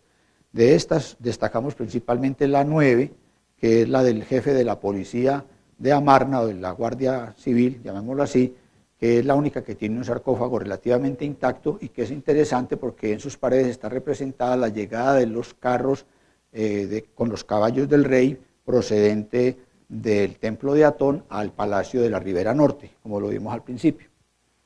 Pero de esta, la tumba más importante es la tumba TA25, perteneciente a Ay.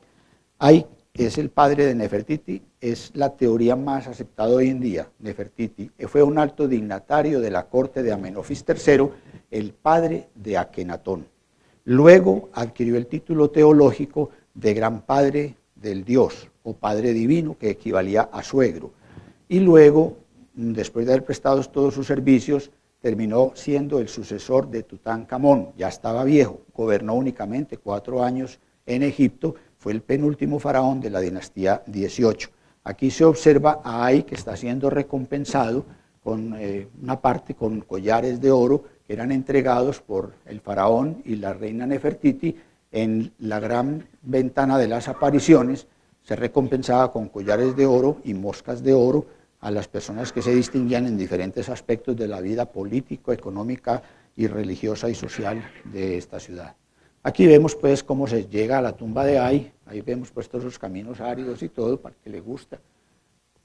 La forma, ahí está pues el letrero para entrar a la tumba de Ay. Aquí vemos un busto calcáreo de este faraón, pero que se encuentra en el Museo de Brooklyn. Aquí está también una imagen muy deteriorada.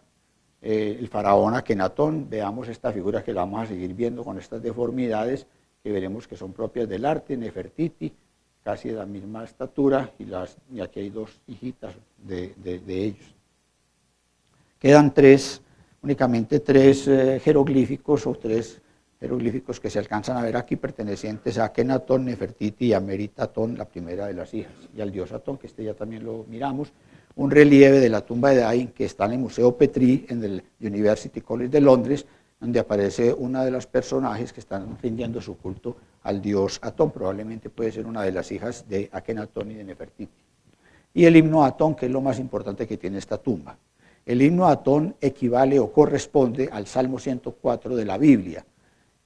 Naturalmente que este es mucho más antiguo que el Salmo 104. Ustedes recuerdan, o por lo menos el primer libro que se escribió, que es el Taj, que fue en el año 950, más o menos el 1000, de donde salió, que es la fuente, de donde sale la primera parte del Éxodo y también una parte de la Torá judía, y que de ahí, de ese Antiguo Testamento, es de donde saca la Iglesia la parte competente, pero no de esa otra parte anterior que data más o menos del siglo X. En este himno a Atón, que lo veremos más adelante cuando terminemos la parte ya final, digamos que es un precedente, es un ejemplo muy importante de lírica religiosa o de lírica espiritual impregnada de religiosidad y precedente de la literatura judeocristiana. En el himno a Atón se compara con el Salmo 104, que no se sabe cuál es el autor, porque no todos los salmos son de David y hay unos salmos que no tienen autor anónimo. En todo caso, está muy completo, es la versión más completa y está en la tumba de Ay, que encierra toda la filosofía de lo que era ese monoteísmo religioso para los que son estudiosos de las religiones. Aquí vemos pues un pedacito ahí como traducido, pero eso es larguísimo. Veamos pues ahí haciendo oleadas sobre las montañas como el océano, hasta inundar las tierras y las ciudades. Cuán excelentes son tus planes, Señor de la eternidad, el Nilo que está en el cielo. Lo haces tú para los habitantes del desierto, es un pedacito. Pero él habla pues de cuando nacen los niños, de tú que haces que crezcan las semillas en los hombres, que nacen las simientes en las mujeres, tú que le das vida al niño en las entrañas de la madre, tú que le calmas el llanto cuando con aquello que hace cesar, lo calmas cuando con aquello que hace cesar el llanto, bueno, y cantidades muy bonitas. En la tumba que dije ahora, la de Mauto, TA9, hay unos relieves en que aparecen unos ejércitos y unos trompeteros, y el caballo también de los desfiles reales. Bueno, y finalmente vamos a llegar a la tumba del rey, que es la TA26. La TA26 es la tumba real, aquí vemos cómo se llega. Aquí tenemos la ciudad de Amarna, o pues lo que es el yacimiento arqueológico, por aquí pues vamos caminando, se llega aquí a este valle, aquí está la necrópolis del norte y aquí abajo está la necrópolis del sur, o sea que está entre las dos necrópolis. Esta tumba fue descubierta en 1890 por unos buscadores de tesoros, y entre 1893 y 1894 Alexandre Barsanti, este señor, fue el primero en excavarla, trazó los planos y además de trazar los planos también levantó mapas y realizó algunos dibujos de la misma. Una escalera de más o menos 20 gradas desciende y llega hasta la puerta.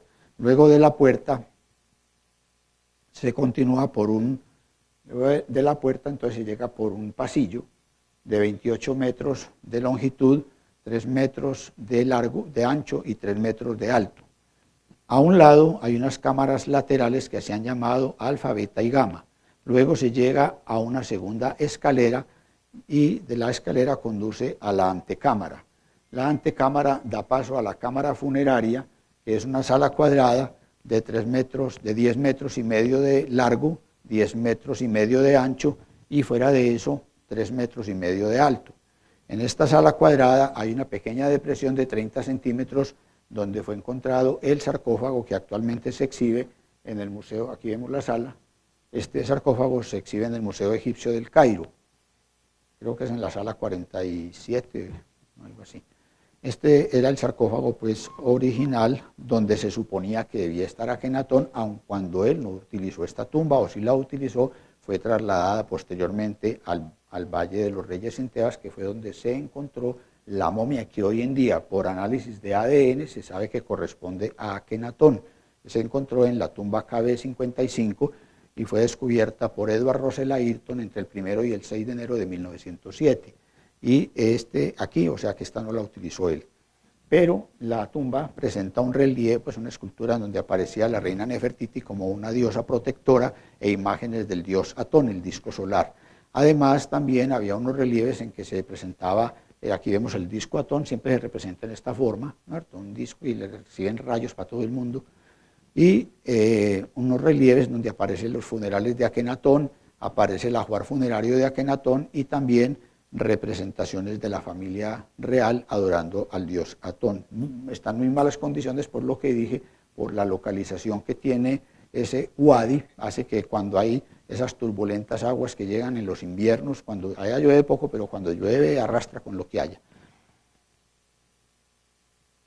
Bueno, en las salas alfa, beta y gamma se encontró el entierro de una de las hijas, de la segunda hija de Akenatón y Nefertiti, la princesa Mequetatón. Aquí, mire lo que no se alcanza a ver nada, pero como los que dibujaron lo que vieron, se ha podido establecer que, miren acá, se alcanza a ver precisamente una nodriza con un niñito de pecho, y lo ven ustedes, que aparece. Entonces, ¿qué es lo que se ve en una de las escenas? Mire, veamos esta escena. Hay un cuerpo de una mujer que está tendido acá, inerte, y aquí vemos al faraón y a Nefertiti. Mire que esta es una de las cosas importantes en Amarna, y que el faraón y la reina son de igual tamaño, lo que no se observa en otras obras de la escultura ni de la pintura egipcia, que hemos tenido oportunidad de ver en otras ocasiones, en donde, por ejemplo, los que han ido a Abu Simbel, o los que han visto, simplemente no hay que ir, ven siempre el templo de Ramsés II, allá en Abu Simbel, se ve el faraón alto y el templo de su esposa, la Nefertari, Hathor, más pequeña, y las hijas siempre las presentan aquí chiquitas, debajo de la rodilla. Esa siempre es la costumbre dentro de la escultura egipcia. Entonces aquí, por el contrario, en esta revolución que también abarcó el arte, como veremos después, aparecen ellos. Están llorando, desconsolados, algo que tampoco pues está dentro de los cánones tradicionales de Egipto. No hay que presentarla, esto es de un gran realismo. Allá no, eso allá era todo idealizado. Allá, ¿qué tal que llorara un faraón? O qué tal que llore un hombre, ¿no? Entonces, pues ya no, ya se puede llorar, gracias a Dios. Porque no, pues ¿qué hacemos con las lágrimas? ¿Para dónde las tiramos? Bueno, entonces, aquí se ven llorando y aquí se ven pues las hijas mayores, la familia. Pero además de eso, hay otra escena en esa tumba, que es esta. Aquí se ve una mujer de pie bajo un dosel. El dosel en Egipto tenía dos significados, el parto y la resurrección. Y aquí es donde se ve, por aquí es donde se ve la niña, la nodriza con la niña debajo del abanico real. Y aquí no alcanzamos a verla, pero, bueno, aquí no la vimos, ya la vimos en la otra, la que mostramos en la figurita, que indica entonces que probablemente Mequetatón falleció o en el parto o poco después del parto. Y eso explica que alguien lleve el bebecito, la nodriza lleva el bebé, y está acompañada por el portador del abanico, que era uno de los ministros o de los dignatarios de los faraones. El que llevaba el abanico indica que esa niña era una niña que pertenecía a la realeza, de manera que en esta tumba se ha podido demostrar. Esta es la tumba KB55 en el Valle de los Reyes, donde se encontró este sarcófago.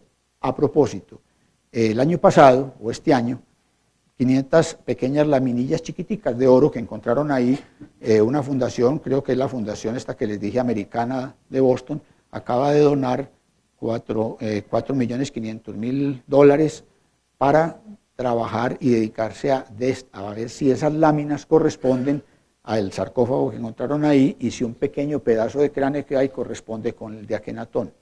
Eso estaba en una caja tirada en el Museo Egipcio del Cairo, que los que han ido dicen que eso pues no está como muy bien organizado, todo eso es tirado por ahí, más ahora después de que dañaron una cantidad de los objetos que hay allí.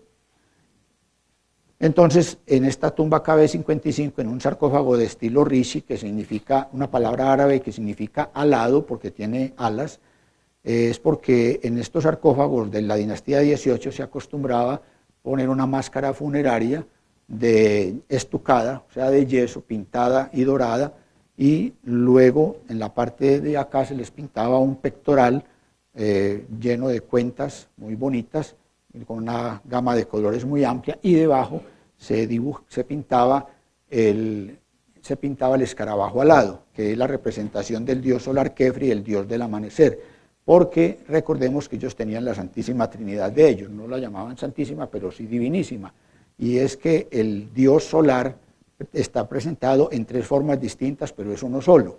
Era el dios solar del amanecer Kefri, un escarabajo que empujaba al disco solar para que abandonara y saliera a las 6 de la mañana o a las 5, otra vez a iluminar y a darle vida a las criaturas que existían sobre el planeta. Después de ese viaje escabroso de 12 horas nocturnas, que era el mundo subterráneo, y por eso el faraón había que ponerlo dorado. El oro no es para ellos, significaba simplemente que era como una armadura. Ustedes saben que el oro es un material inerte, el oro no le pasa nada, es el mismo oro que están de los faraones, que cualquiera que tenga una cosita puede tener un pedacito de eso, que vamos a ver.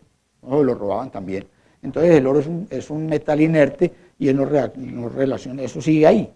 De manera que ellos pensaban que el sol del mediodía, el sol en todo su esplendor era Ra, pero el mismo sol.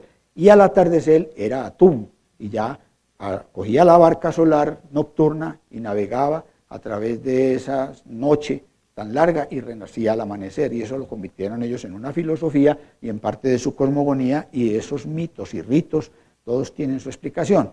Pues bien, a este y debajo estaban los cartuchos. La palabra cartucho, ese fue el nombre que le dio Champollion a una forma ovalada como la que vimos ahí en ese nombre de Meritatón, donde se ponía la nomenclatura con los títulos y los nombres de los reyes. Y se llamaba cartucho, ¿por qué? Porque a él se le parecía a un cartucho de fusil, en la época en que Champollion viajó por ahí, 1830 y pico, 1831, entonces era un cartucho. Entonces ahí en los cartuchos estaban los nombres, pero los egipcios creían que uno de los fundamentos para que la persona pudiera llegar al más allá no solamente era tener su cuerpo o una representación de su cuerpo como la momia o una imagen animada por ritos divinos o por magia, ¿no es cierto?, sino también conservar sus vísceras. Y fuera de eso, conservar sus vísceras, también tenían que tener el nombre. Usted sin un nombre no es nadie, nada, no es nada. Si el nombre desaparece, usted desaparece, y no solamente. Entonces, los romanos acogieron algo así, y entre los romanos se llama la damatio memori, es decir, la condena de la memoria. Entonces, cuando ellos querían arrasar con alguien, borraban todos los escritos, todos los nombres, le confiscaban las tierras, le quemaban las propiedades y mataban la familia o la desterraban, y así ese nunca volvería a quedar en alguna parte. Entonces a este faraón, probablemente, pues ahora que ya sabemos que sí es Akenatón, pues a ese ataúd en ese momento encontraron con que le faltaba, le habían arrancado parte de la máscara funeraria, no le quedaba sino la ceja derecha y parte de la izquierda, todo esto está arrancado. Pero fuera de eso le arrancaron también deliberadamente los cartuchos con el nombre, porque de esa manera no podía llegar al más allá. Era un castigo que ellos le daban para la eternidad. Desgraciadamente, fallaron. Bueno, o afortunadamente. Y esto nos dura 3 minutos para terminar la parte arqueológica y cumplimos con lo dicho hoy. Hasta las 8:05 y listo. Tell el Amarna fue avistada por primera vez en 1714 por el sacerdote jesuita Claude Sicard, el primero que realizó o que levantó un mapa de Egipto. Este es el mapita, una capa muy elemental, pero no mencionó mayor cosa de ahí. Solamente con la llegada de la expedición de Napoleón, a quien vemos aquí entrando a la mezquita en un cuadro, una pintura al óleo de Henry Leopold Levy, un pintor nacido en el año 1840, fallecido en 1905, pintor nacido en Nancy, y que creo que esta se encuentra en el Museo del Louvre. Muestra a Napoleón entrando allá en 1798. La expedición napoleónica partió del puerto de Toulon al amanecer del 19 de mayo de 1798. Iban en un barco que era el más grande, el más importante que había en el mundo, en ese entonces más grande que los británicos, que era la otra armada grande que la española, l'Orient, el Oriente. Tenía 3 cubiertas y 120 bocas de fuego, o sea, 120 cañones. Ahí iban 34.000 soldados, más 2.000 oficiales, más 300 mujeres, algunas de ellas eran las esposas de los oficiales y unas cuantas prostitutas embarcadas clandestinamente. Eso siempre hace falta. Entonces, iban ahí, pero además, muy importante, iban 165, 170 artistas, científicos y técnicos. La mayoría de la Escuela Politécnica de París o de Francia y de la Escuela Nacional y del Collège de Francia, principalmente matemáticos. Ustedes ahí recordarán a Gaspard Monge, también iba Fourier, el de las transformaciones, el del calor, esas cosas transformadas de Fourier, iba Monge y bueno, cantidades de gente, naturalistas, dibujantes, arquitectos, médicos, iba todo. Toda una playa de lo mejorcito que había en Francia. Desgraciadamente, pues las cosas no funcionaron como Napoleón pensó, y los ingleses con el almirante Nelson pues hicieron noches con ellos, y Napoleón vio que la cosa no estaba y se volvió para París. La expedición de sabios se quedó un tiempo y regresaron en 1803, por ahí en el mes de septiembre, regresaron a París y trajeron todos sus dibujitos, todos sus mapitas, todas las cositas, porque los ingleses les quitaron los objetos que habían encontrado, entre ellos la piedra Rosetta. Y apenas firmaron el Tratado de Alejandría, pudieron partir y se fueron para París. Entonces allí en París, Napoleón formó un comité editorial dirigido por Gaspard Monge, o monje, escrito monje, y ese comité editorial estaba encargado de escribir todas las memorias de todo lo que habían encontrado en esa expedición, desde el punto de vista botánico, ingeniería, todo lo que había.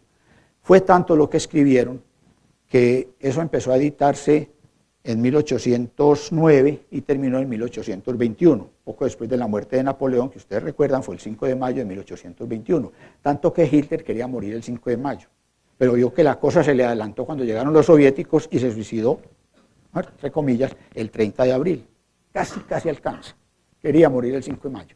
Entonces, esos fueron 21 tomos, 12 volúmenes de texto en folio, y 9 volúmenes de grabados en folio imperial. Cada tomo pesaba cerca de 20 kilos.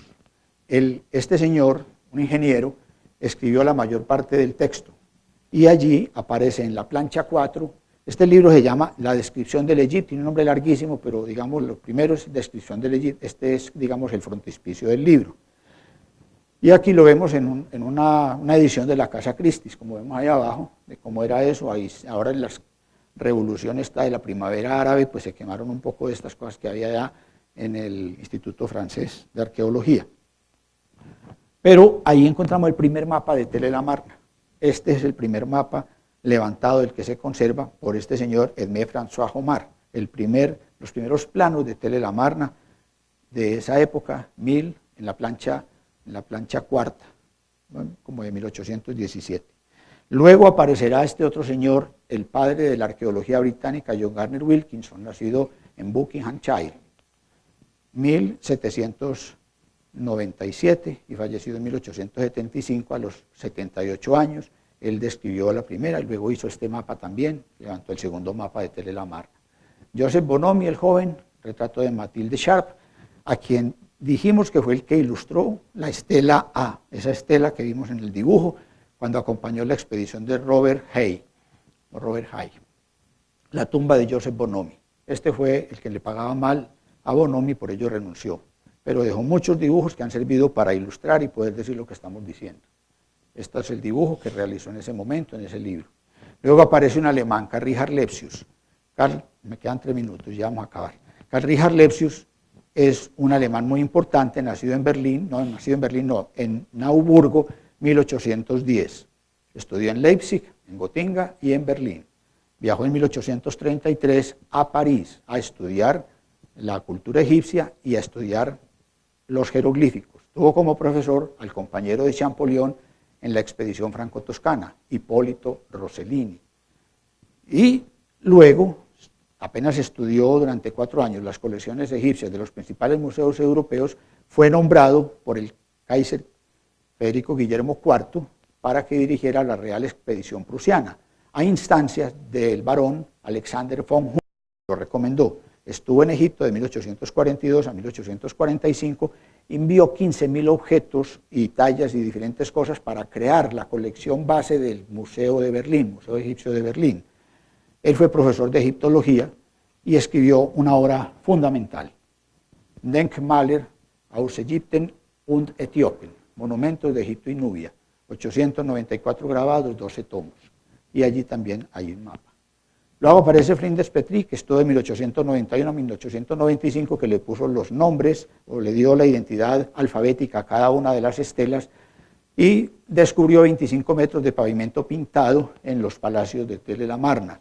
Tiene su propio museo, como dije ya, adjunto al University College de Londres, muy visitado. Una de las columnas, este collar de Nefertiti se encuentra allá en el Museo Petrie. Esta es la obra Tell-el-Amarna, publicada por él en 1895, con él trabajó también Howard Carter, como lo veremos más adelante. Y Norman de Gary Davis también escribió 6 volúmenes sobre las tumbas privadas de Amarna, en la necrópolis del norte y la necrópolis del sur, que han permitido conocer mucho de lo que se sabe hoy en día de aquellas tumbas. Ahí está con su esposa Nina, una gran dibujante y pintora. Aquí los vemos en una foto del Metropolitan o del Museo Metropolitano de Arte de Nueva York de 1925, y los vemos entonces, entre otros, podemos ver acá, por ejemplo, a Heber Eustace Winlock, vemos a Walter Hausmann, un dibujante, vemos a Richard Burton, Harry Burton, que fue, digamos, el fotógrafo oficial del Museo Metropolitano de Arte de Nueva York. Tomó 7.000 fotografías en el Valle de los Reyes, 1.400 en la tumba de Tutankamón. Aquí vemos también a Norman de Gary Davis, y aquí está Nina, su esposa. Bueno. Las tumbas privadas de Amarna, que ya mencioné, la obra de aquel hombre, el dibujito de Nina de Gary Davis, y finalmente, con esto terminamos, Ludwig Borchardt. Ludwig Borchardt, nacido en Berlín, 1863, muerto en 1938 en París, fue el descubridor él trabajó en varias partes, trabajó en Abusir, en Heliópolis, trabajó también en Abu Ghorab, donde descubrió el templo solar del faraón Nusserre de la quinta dinastía, pero en Amarna él encontró el busto policromado de Nefertiti en la casa del escultor Tutmosis. Aquí volvimos a repetir esto, que ya lo habíamos visto. Aquí está cuando hay una serie de leyendas sobre cómo sacaron ese busto de allá, si fue que lo robaron, si fue que pasaron platica por debajo, si lo escondieron en otras cosas, porque lo negociaron con Gustave Lefebvre, el descubridor de la tumba de Pet-Osiris que vimos al principio de la charla. Y a esta le vamos a dedicar una parte importante más adelante. Entonces, en la próxima seguimos acá el periodo amarniense, y con esto damos por finalizado. A las 8:07, me pasé 2 minutos. Bueno, muchas gracias. Si hay alguna inquietud...